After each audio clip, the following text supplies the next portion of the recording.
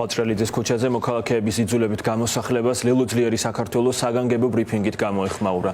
კოალიციის შეფასებით ფაქტმა კიდევ ერთხელ ცხადყო, რომ ქართული ოცნება არ არის ორიენტირებული ადამიანებზე, მათ უფლებებსა და უსაფრთხოებაზე.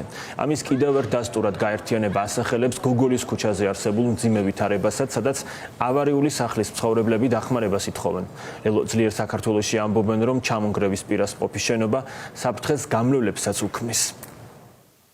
ქართული ოცნების ეგრეთ წოდებულმა ხელისუფლებამ, ქალაქ თბილისის მერიამ, კახა კალაძემ პირდაპირ სახლებიდან გველური ქმედებებით გამოყარეს ადამიანები, მათ შორის ბავშვები დატოვეს ღია ცის ქვეშ. ეს ყველაფერი მიუთითებს ქართული ოცნების მმართველობის სისტემურ გაუმართავობას, როცა ყველა რგოლი არის მოშლილი და არც ერთი რგოლი სახელმწიფოში არ არის ორიენტირებული ადამიანზე. დღეს ვიმყოფებით ჩვენ სწორედ ერთ-ერთ ასეთ პრობლემის ადგილზე, ჩუღურეთში, გოგოლის ქუჩაზე, ჩვენს კოალიციას მომართეს ადგილობრივმა მაცხოვრებლებმა, მოგმართეს ჩვენ იმიტომ, რომ ისინი მრავალი წლის განმავლობაში მიმართავენ ქალაქ თბილისის მერიას და მათგან ამ დრომდე ვერ იღებენ კონკრეტულ პასუხებს. ხედავთ ავარიულ შენობას, რომლის ნაწილი არის ჩამონგრევის პირას და ხედავთ, რომ ეს ადგილი არ არის შემოსაზღვრული და საფრთხეს უქმნის არა მხოლოდ ამ სახლებში მაცხოვრებელი ადამიანების ჯანმრთელობას და სიცოცხლის, მათი ოჯახების უსაფრთხოებას, ასევე გამვლელებს ნებისმიერ წამს აქ შეიძლება რომ იგივე ტრაგედია დატრიალდეს, რაც მოხდა სულ ახლოს